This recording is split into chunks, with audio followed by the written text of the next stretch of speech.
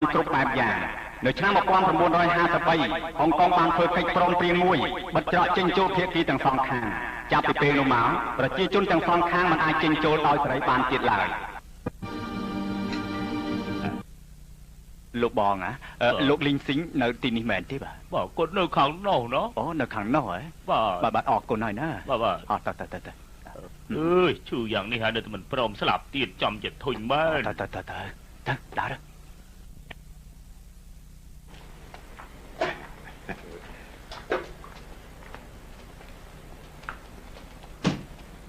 Theo xem hả?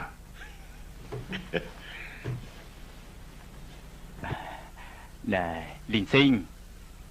ơi Liên Sinh ai làm tao hơi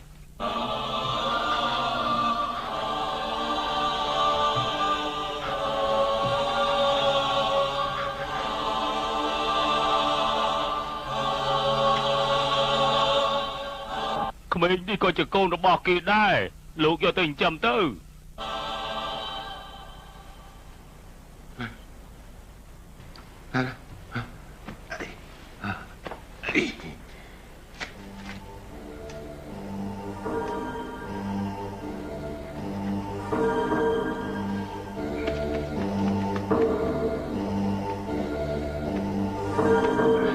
ôi mà bảo tiệt mò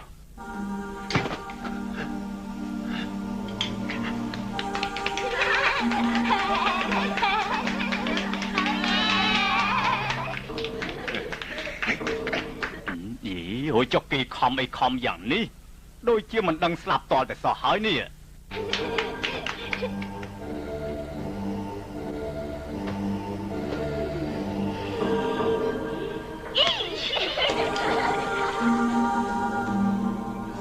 cảประกวดថ្ងៃនេះចាប់ផ្ដើមហើយប្រុងប្រៀបចេញដំណើរសេះលេខ1បោលទៅមុខហើយសេះលេខ6នៅក្រោយសេះលេខ4នៅកណ្ដាលបន្ទាប់មកសេះលេខ4បានបោលទៅមុខហើយពេលនេះគឺលេខ6លេខ1លេខ1 614ដល់ទិសដៅហើយគឺលេខ461ការប្រកួតលើកទី4លេខ4បានលេខ1លេខ6បានលេខ2មែន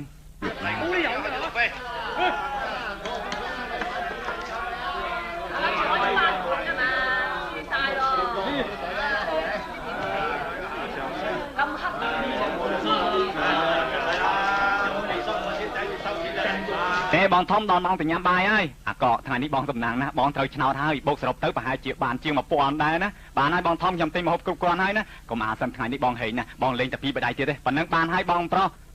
បានហើយឯតែមុនចុះបងទៅផ្ទះឥឡូវហ្នឹងហើយណែបងប្រញាប់ទៅផ្ទះណាបើមិនអញ្ចឹងទេប៉ាដឹងបងលេងបាយទៀតហើយបងដឹងហើយកុំមាត់ណា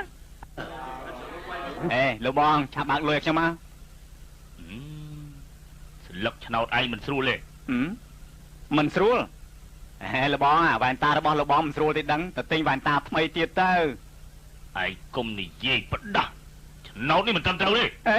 កុំនិយាយពេលផ្ដាស់ណាអាកឆាប់មកជួយបងផង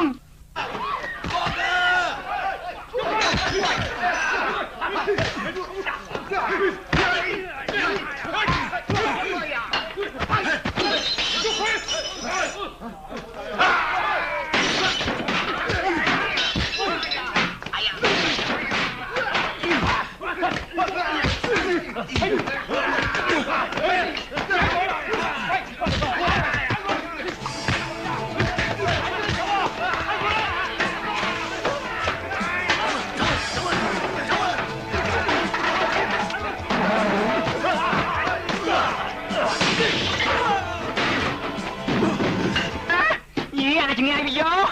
ណែឯងកុំតន់តាណាឆាប់សងលុយឯងភ្លាមមក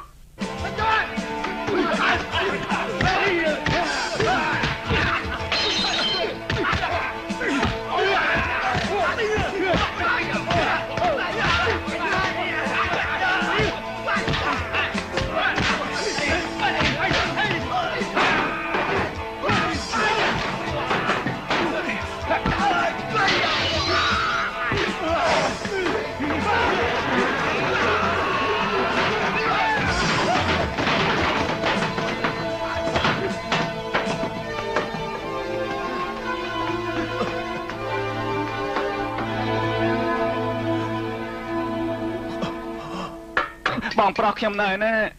ពូកាន់ក៏ចង់និយាយជាមួយពួកឯងបន្តិច បូកសរុបប្រាក់ដែលឯងចំបើយើង$1240រាប់ខែមកហើយដែលឯងមិនទាន់យកមកសងយើង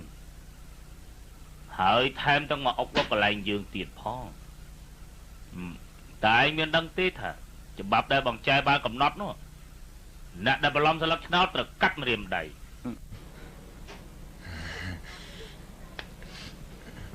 ចាំស្ដាប់ខ្ញុំនិយាយសិនខ្ញុំស្បត់ចាប់ពីថ្ងៃនេះតទៅខ្ញុំឈប់អុកលុកនៅទីនេះទៀតហើយសូមលើកលែងទោសខ្ញុំម្ដងទៅ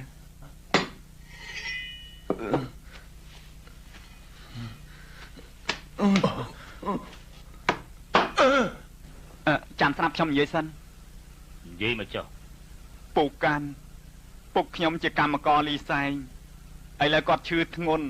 ហើយធ្លាក់ឈាមពីបេះដូងទៀតផងព្រោះតែចង់សង្គ្រោះគាត់ទើបពួកខ្ញុំចម្ពាក់គេវ៉ាន់កហើយបងស្រីជីដូនមួយខ្ញុំក៏ចោះធ្វើជាស្រីបានដែរថ្ងៃនេះបងប្រុសខ្ញុំធ្វើបែបនេះក៏ព្រោះតែដើម្បីជួយសង្គ្រោះគ្រួសារទាំងមូល ឡពិតជាអញ្ចឹងមែនទេ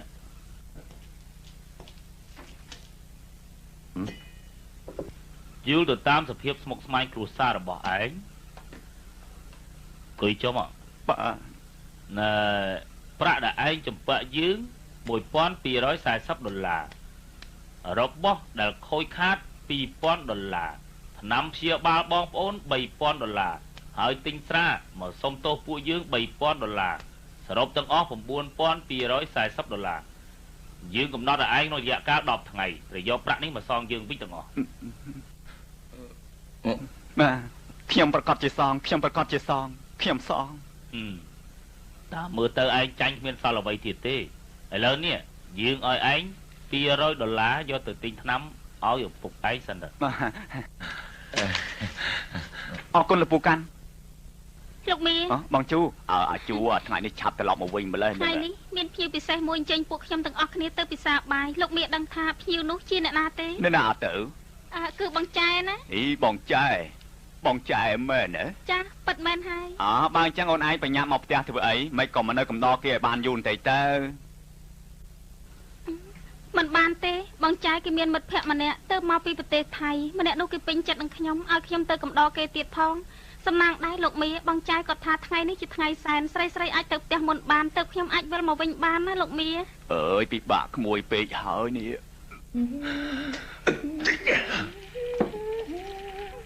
អីបងចែឲ្យបងមែនទេ មិនមែនទេគឺលោកថៅកែឲ្យតា អូនស្រីមិត្តភក្តិបងគេចម្ពាក់ប្រាក់បងចែមួយចំនួនអូនអាចសម្រួលជាមួយបងចែបានទេមែនហើយ យើងទៅជួបគ្នាជាលើកដំបូងគេប្រហែលជាចំណាំខ្ញុំមិនបានទេខ្ញុំមិនហ៊ានទេ យងអ្នកចម្ពាក់លុយគេគឺឯងទៀតហើយមែនទេទេខ្ញុំបាននិយាយថាកម្មរៀមណៃឈប់លេងល្បែងហ្នឹងណែអាកោងន់ផលទៅបាទហេរឿងនេះយើងដោះស្រាយយ៉ាងម៉េចទៅគេជាក្រុមហ៊ុនធំយើងកំពេចកំប៉ុងមិនស្រួលទេ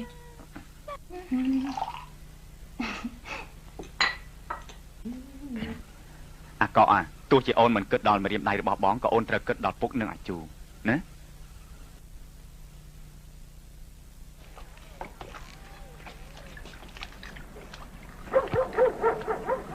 ណែពួកឯងប្រយ័ត្នណាអ្នកដែលនាំទំនិញឲ្យមានកំភ្លើងបើសិនណាជាយើងមិនទៅជាមួយទេគឺថាវាមិនកើតទេពួកគេចំណាំមុខយើងណាណែបើតកែដឹងតែខ្ញុំមកឲ្យការដល់ពួកឯងខ្ញុំច្បាស់ជាចោលឆ្អឹងនៅកណ្ដាលថ្នល់ហើយណែយើងមកជួបនឹងពួកឯងនេះយើងមានការបារម្ភខ្លាំងណាបារម្ភមែនតែនហ្មង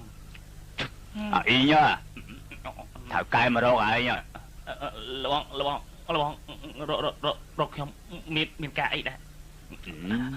ហើយនៅទីនេះកំពុងធ្វើអីអូយគេទាំងពីរនេះជាដៃគូរបស់ឯងមែនទេណែលបង